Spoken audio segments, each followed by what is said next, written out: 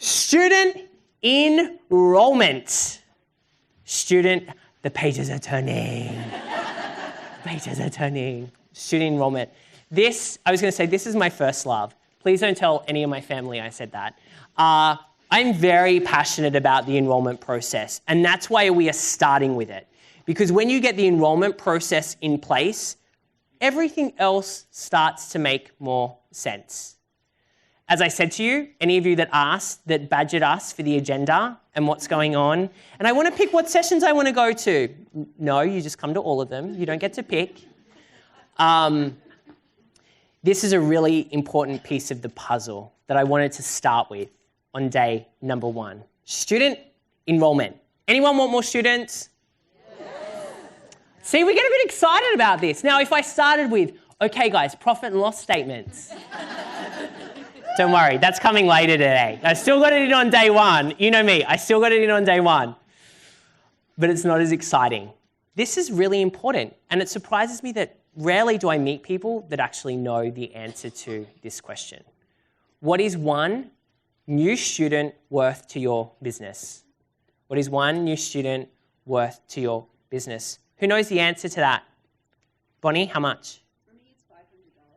A year?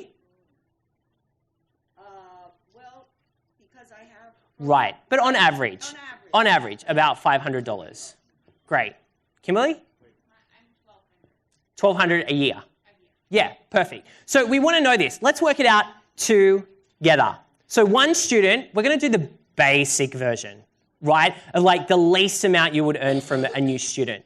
One student doing one class for the year. And I've just based this on 40 weeks, right? If you're more or less, or you're all year enrollment, or you're, 9 months of the year, or 7 months, or hopefully you're not 7. Whatever you are, just work this number out, right? So you've got 1 times 12. I've just done $12 as an average, times 40 is $480, right? So work out your version. What is your version of this? One student doing one class, 40 weeks, $480. You're like, Or maybe you're like, yeah. Is anyone like, yeah, that's a good number. Guys, that's a really good number if you've got 1,000 of them, right? Or 2,000, or even 500 of them. This is like the basic that someone would do. Would you agree? The basic someone would do is one class. You can't do half a class. One class a week for about 40 weeks. Is the class monthly tuition, or is it? It's just 40 weeks. So I've just based it on 40 weeks. So whether you do tuition monthly or weekly or semesters or terms, just kind of over 40, just saying like a 40-week year. So in an annual, in 12 months, they would do 40 weeks. What if that student starts with you at 3 in your little cute preschool Broadway babies class, and then you keep them 5, 8, 12, 14, 16. You want to kick them out at 16, but you know there's only a couple of years to go. 18. What if they say that whole time? 1 times your $12 a class times 40 is giving you your $480 times 15 years, right? What does that number give you? Well, that's not bad. $7,200. That's not bad, right? When we start thinking about the lifetime value of a customer. And guess what we haven't included? All the other stuff they buy from us, right? Additional classes. Hopefully you've got your children, your students are doing more than one class a week. Hopefully you've got them at the 2, 3, 4 classes a week range. Do they buy costumes from you? No? Yes. Is this a dance studio conference? Do you guys know what sequins are? Yeah. Yes. Recital fees, uniform, camps, brothers and sisters. Does anyone have brothers and sisters at their studio and they breathe? It's amazing. People keep having babies and they keep coming to your dance studio. This is good. Referrals, private lessons, merchandise, birthday parties. We're going to go into all of these revenue streams later today. $7,200 at least. The average lifetime value of a student is between $20,000 to $30,000, all inclusive, right? Would you agree that this is an important number to know? Yeah, absolutely. It's really important. Why? Because this will drive you to do better, more intentional marketing. You think, oh, it's one student, oh, they're just doing one class. Because you're looking at the now. As the CEO of your studio, you need long-term thinking, not short-term. You can't be making decisions on the now. You need to be making decisions for your next 3 years. They're the decisions you need to be making. And that's why the marketing piece is so important. But I want you to figure out that number today. If you just didn't do it then, figure out this. Get onto your Jackrabbit or whatever software you're using and figure out what is it. What is that number for you? Really important. Let's get new students all year round. Now, my friends, if you are someone that stops taking, you open your doors in September or August for the new season, and you stop taking people in October, November, December, you are not going to like me very much over these next 3 days. Why? Because my philosophy is that you should take a new student every single day of the year. And you're like, but Clint, the costumes, you can fix that. The pyramid, my formation's going to be out. I was like, I've never not been able to fill out a pyramid. That backline, you can horizontal that backline with kids. You can put them behind each other. Someone can just like run on with a rose. Like you can get those in the back with the rose. Sure, recitals tomorrow. Come on in. This is what I want you to be doing, right? And we laugh, but we kind of see that it's true. We should be doing this because it makes good business sense. You never go to a bakery and they say, sorry, we're not selling bread for the next 4 months. Wouldn't you think like that is a bad business decision? Yet we do it in our business. We stop taking new students in because we make up excuses. You can rush that order costume. You can change something up. You can give them, they can pay for a private lesson package to catch up. You can film the classes online, put them in an online membership site so they can learn it on their own. So many options for you on how you can take students all year round. So have I sold you on the all year round? Yes. Great. Okay, we can keep moving forward. So let's break down this enrollment process. There's 3 core metrics that we need to be measuring when it comes to enrollment. Book in for a trial class, attend the class, and then enroll in your studio. Right? 3 core numbers. Some of you are only tracking one of them. Some of you are tracking all 3. Fantastic. Book in for a trial class. We need that metric. They actually come to the class, right? Not only do they book, but they attend. Then they enroll in your studio. Ideally, multiple classes. They're like, oh, we want to do, hi, we're inquiring about hip hop. Oh, sure. How old's your child? 2.5. Okay. Yeah, sure, we do Broadway babies hip hop.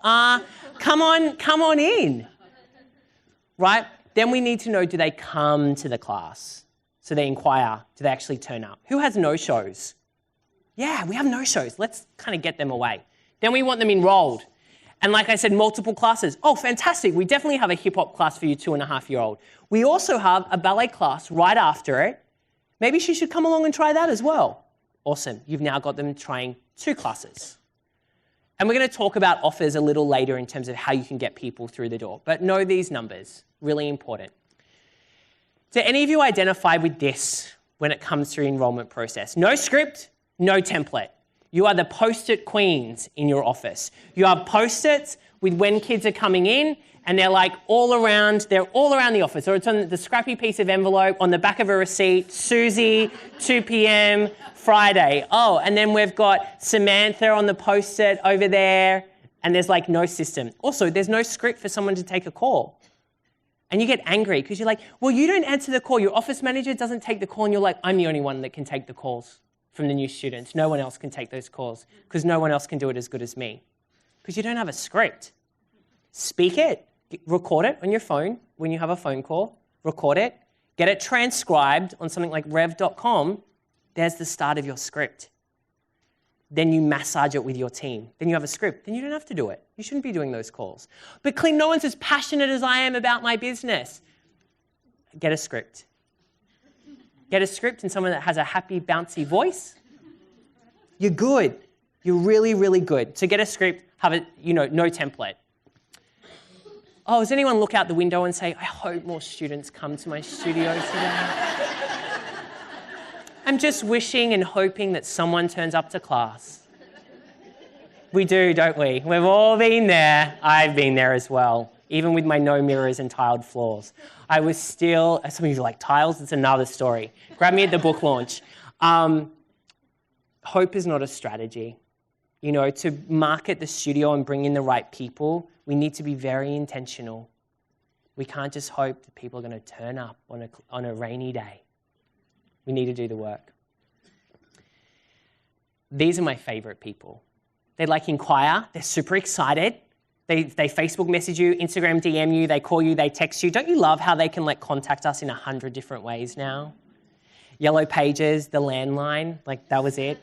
Remember? Answering machine. Amazing. The tape got chewed up. Did that happen to anyone else? Showing my age. But you never hear from them. They're super excited. They book for a trial and then you're like, where'd you go? You were coming in for class today. That's annoying, isn't it? Isn't that annoying? Yeah. Let's get rid of that. It would have been very sad if I came today and this is what the auditorium looked like. I would have been like, okay. I still would have done this for 3 days because I think it's fun, but it would have been very boring talking to myself for 3 days. This happens though in our classes, and I remember very, very early on in my studio, when we just started, we started with 30 kids in those first 2 weeks, and my heart was racing so much because I'm like, please someone come. Or it's when you open a new class, you have this great idea. Don't worry, I won't say clogging. But you have a great idea to start a new class, and then you're like, I hope someone comes to this class. Yeah, we have no-shows when we don't have a system for our enrollment process. And then they try, but they don't buy. They come in for the trial class, and then they sneak out. They're like, please don't talk to me, please don't talk to me. Because no one likes talking to each other anymore. They're on their phone, I'm busy, I'm pretending I'm talking to someone.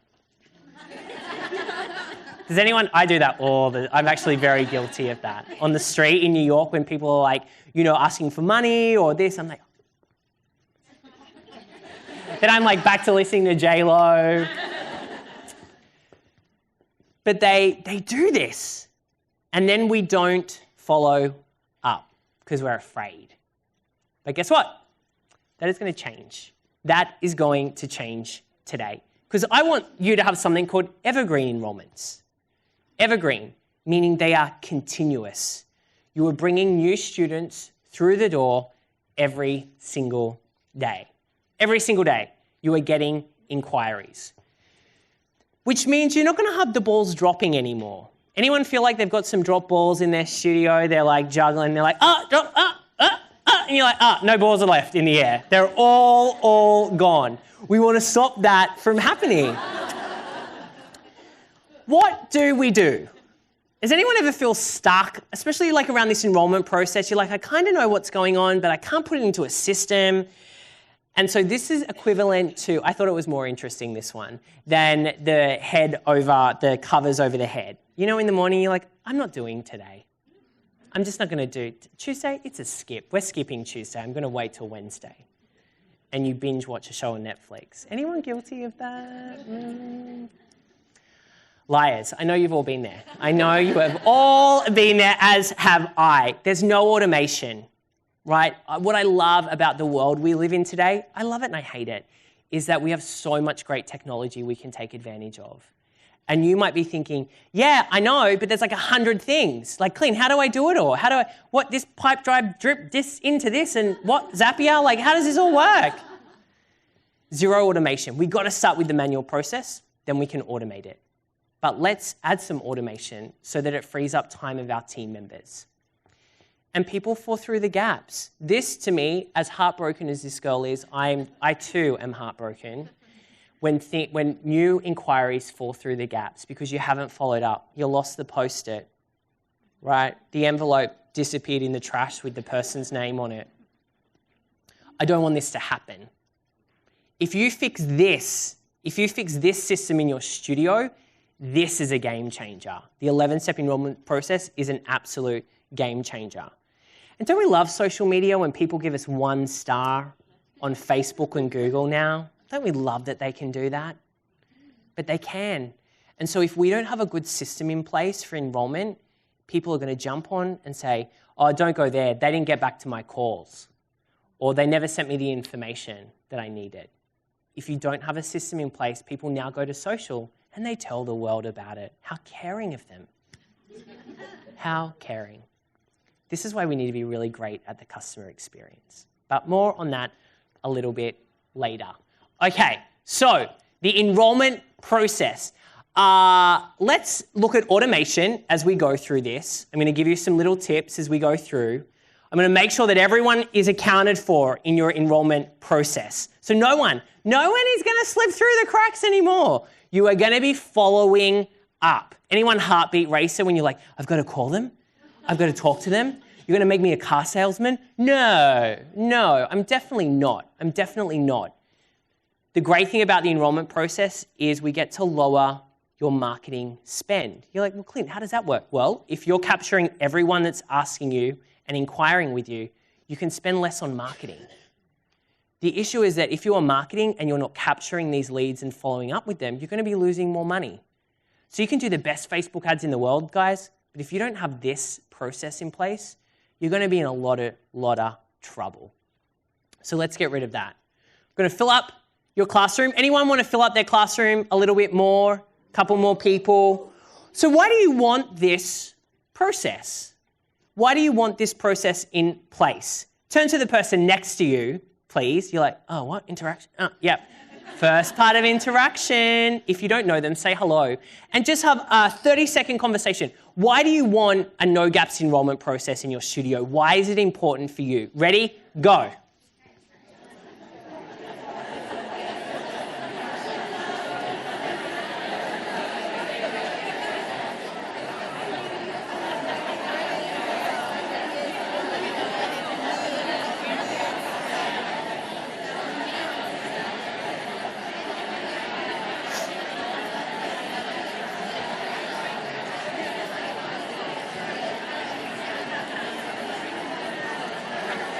Okay. I forgot I was in a room of studio owners who love to talk. I love that. So can we all agree that this is an important piece of the puzzle? Can we agree that we need an enrollment process? Yes, we need this in place. So let's have a look. Now, if you're like, Clint, I've gone through this 11-step enrollment process 100 times. Inner Circle members, it's probably you. But we know that every time that you hear this, you're like, oh, I don't do that. Or, oh, that's an interesting difference that I haven't heard before. So listen up. If you have a version of this, listen up. Because sometimes I say stuff, I don't know what's going to come out of my mouth. And you're like, oh, and I'm like, oh, that was good. And I'm like, I wish I could write it down. I try and remember till the break. So who knows, but let's start. So step number 1 of the enrollment process is take the inquiry and book in the trial class. Let me talk a bit about this. Take the inquiry. Now, guys, the inquiry comes to you in many different ways. Do you agree? Yes. Sometimes it's like, oh my, like, please, like, there's like everyone can get me every angle possible, right? Facebook, oh, personal Facebook profile. Don't we love that? Hey, just a quick question. No, it's not a quick question. And no, I'm not answering you. I'm going to pretend I haven't seen it, unread. Instagram DM. That's a big one now. It's getting bigger. I don't know if you guys have noticed. It's definitely getting bigger. I resisted it. I was like, no, I'm not going to talk to you on Instagram. Now I'm like, now we have to talk to people on Instagram because that's where the customer is. You have to meet your customer where they are. And if that's Facebook Messenger, your page, your profile, your Instagram, phone calls, emails, telegrams. No, we don't do telegrams anymore. Faxes. Hopefully no one is doing the fax thing anymore. But they can contact us in a lot of different ways. Text message, right? For a lot of studio owners, text message is working really well. You link it up with some software like Front App or Intercom. I'll talk more about those on day 3. We can link these things up now so that we can get all of our communication into one place, right? Really important. But you have to remember that these things are going on, that people are contacting you through all of these channels, and you need to get back to them. You need to get back to them. What do you think is a good time? How much time should pass for you to get back to an inquiry? Let's say an email. If someone sends you an email inquiring about classes, what is the average amount of time it's taking you to get back to someone? 24 hours. Who thinks 24 hours? Hands up. Who thinks 48 hours? No, you'd be out of business. Oh, I didn't see you. It's okay. We'll forget that hand. You can stay. Who thinks 12 hours? Hands up. Who thinks 6? 6 hours. Who thinks less than 6 hours? Yeah. Yeah, guys, unfortunately, we're now in a world where everyone expects us to just be waiting for them. I'm just sitting at my computer waiting for you to send me an email. Yeah? And that's kind of what consumers want. Firstly, you need to put in the expectation. I think for us it says 24 hours. Our goal is, Mel is 6? Yep. Yeah, is 6. I love that. Our goal is 6 hours to get back to someone, and we report on that every Monday team meeting. We know, okay, our average this week was 7. Why is it up? That's a question we ask. You need to get back to people quickly, so make sure someone is monitoring all of those channels, right? Have a conversation with them. You want to book in a trial class. You are not here to make new friends. Some of you do not ask for them to come in and try your class. You have a half an hour conversation with someone and you hang up the phone and go, what just happened? What just happened? They're not coming in. Why did I waste? And then you start beating yourself up, right? Ask for the trial class. Have a conversation. Find out about them. They don't care about you. We started in 1922 with Edith, and no, sorry, that's the name that if your name's Edith, I still love it, but it is a name from that era. And so they don't care. What do they care about?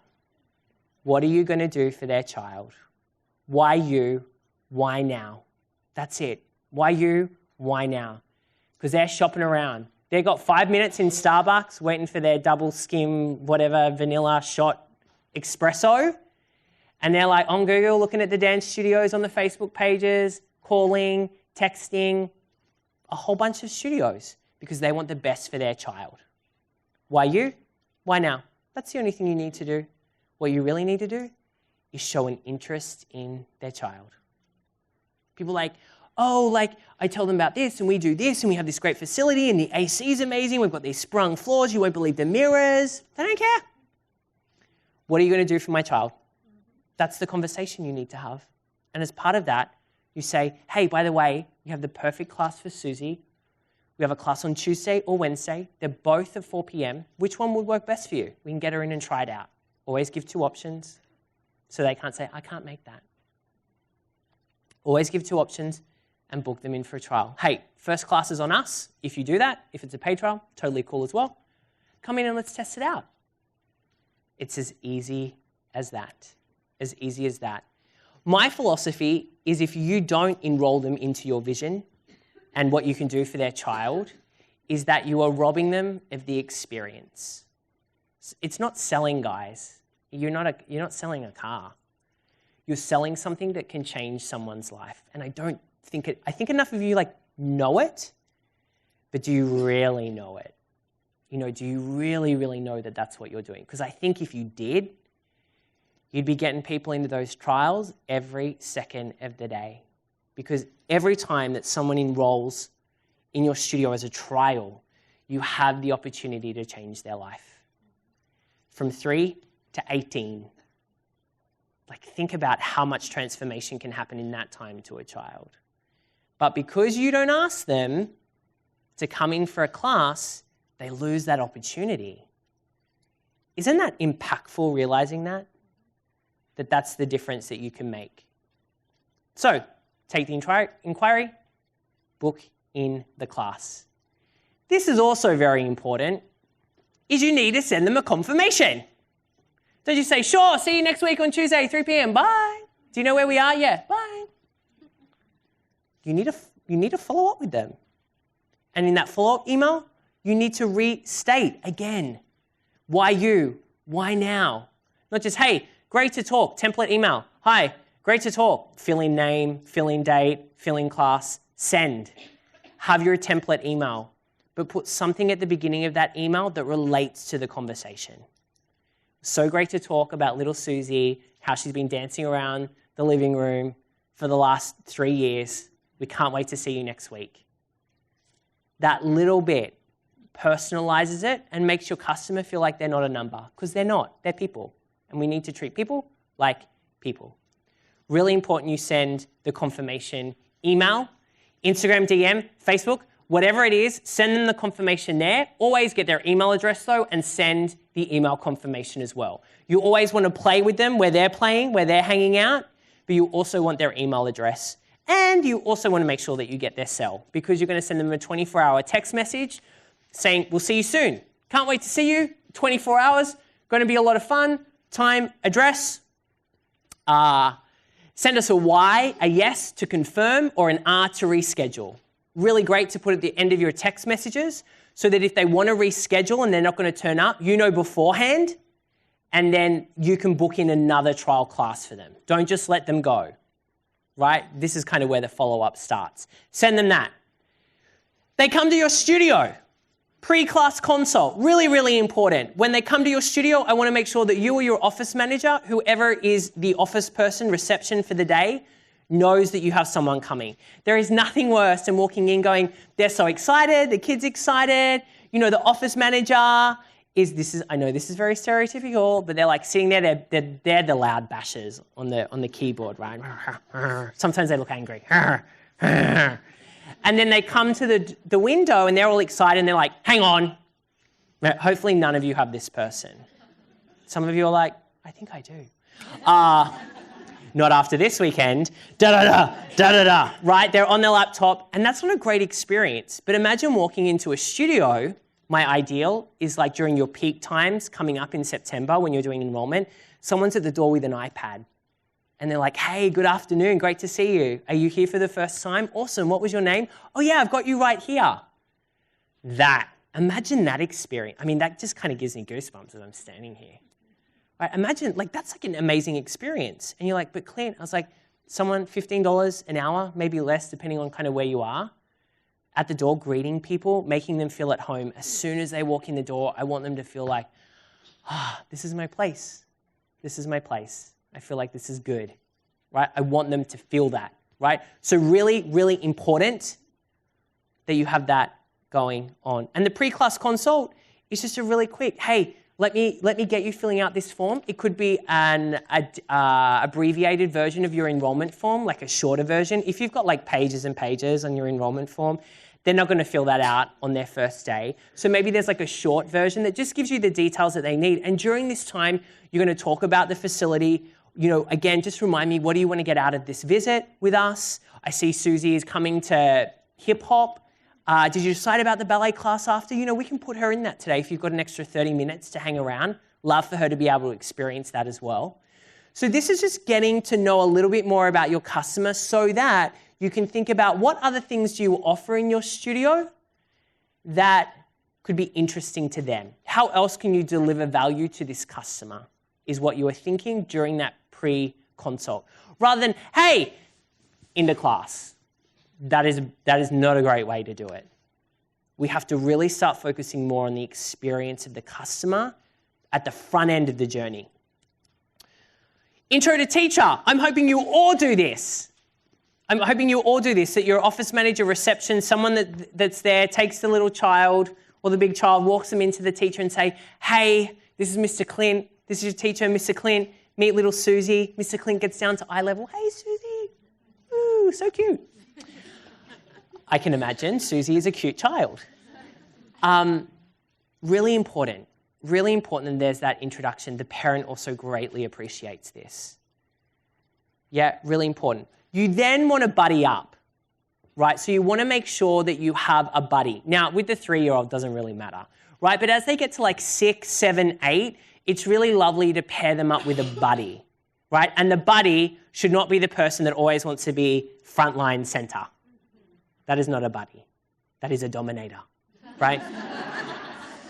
That is not a buddy. So we want to make sure that it's the kid that comes every week, great attendance, loves what they do, right? And just loves hanging around kids. They're extroverted. They just want to have that company and loves being the buddy, the class buddy. We all have those in our classes. Really important.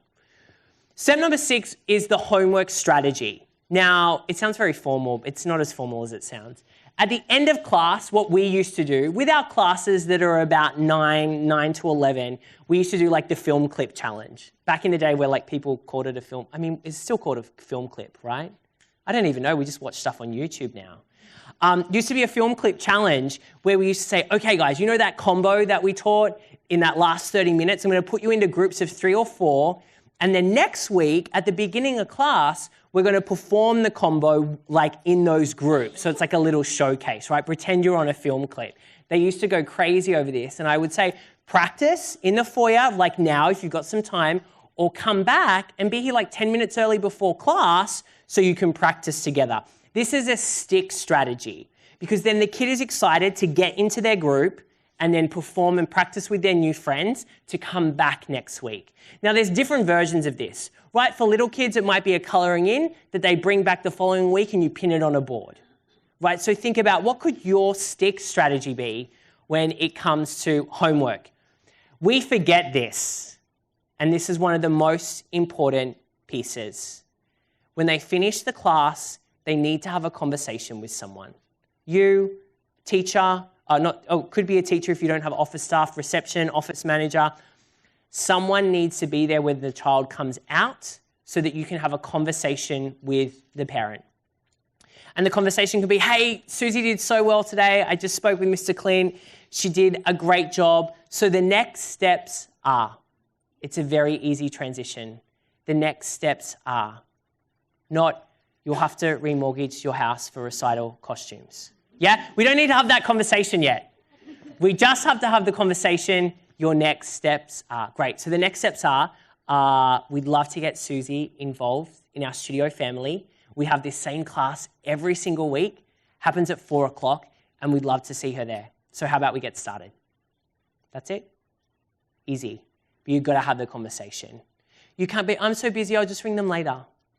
Oh, if they really wanted to be here, I'm not going to chase them down. That's an excuse. You know, that's an excuse. And we use that, right? Has anyone used that one before? Well, if we're really the right place for them, they just sign up. No, probably not, because they're busy. They're like, what's for dinner again? Like, they're out of there, right? So we need to make sure that we offer them an offer. If there's like 50% off enrollment, you may have an incentive, you may not. It's okay not to have an incentive as well to sign up on the spot, but we want to get that enrollment. It's really important. So what happens then? Well, you're going to have a couple of people that might say they might want to think about it. Whoever says that? Does anyone ever have those conversations when parents are like, I need to think about it? Do you know what you say to that? You say, great, tell me what you're thinking. They're like, oh, what? And then you'll kind of stump them. And they might say, look, I think it's too expensive. So by asking them that question, I need to think about it. Great, tell me what you're thinking. It's like super natural. They'll be flawed, but then they'll get over that and they probably will tell you really what's going on for them. Yeah, if they need to check with their husband, hey, not a problem. How about I give you a call tomorrow? What time would work for you? I've got 2 o'clock free, or I can call you later when the kids are asleep at 8. What time's going to be best? Book in a time where you're going to follow up with them with a phone call to see if the husband has any questions. Really important that you follow this up. Don't just let them go, right? And you can continue this journey. Hopefully you get a whole bunch of people enrolled. But if not, 24-hour call, questions and offer, right? You may have an offer, you may not. Hey, by the way, I can extend that 50% off registration fee today if we get you enrolled on the phone.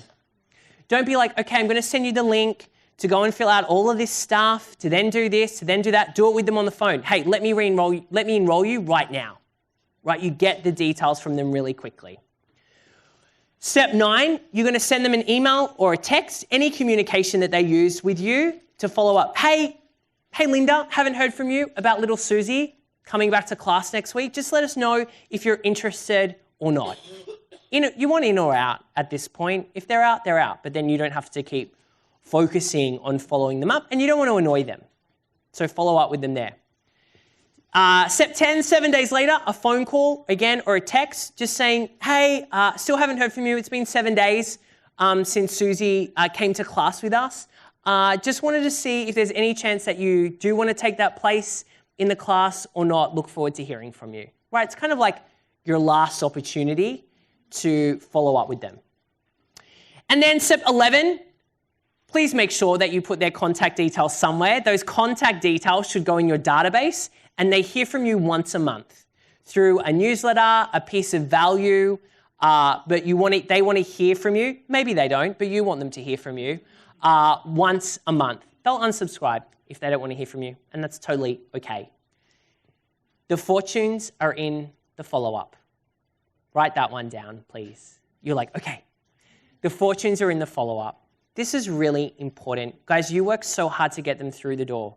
When we talk about attraction this weekend, I'm going to give you a whole lot of stuff to do. And you'll be like, oh. And then I'm going to remind you about the $20,000 to $30,000 per child it's going to bring you. So hopefully that'll motivate you to do the work. But if you do all the attraction piece and you don't have this dialed in, you're going to be in trouble. You're going to be hemorrhaging more money than you need to on marketing. And you're not going to have that consistent flow of people. Can you see how by putting this in place is going to be really helpful for you in terms of just having that constant stream of people coming through? Because once you get it sorted, once you have the system, then you work with your team and empower your team to do the system, then you can remove yourself from the process. Because what do you become then? A coach and a mentor for your team who are executing it. Then you're out of it. That is the process for systems and processes and delegation. Really simple. And that's what we're going to do with all of the systems and the processes that we put in place this weekend. That is our goal. That's what we want to achieve.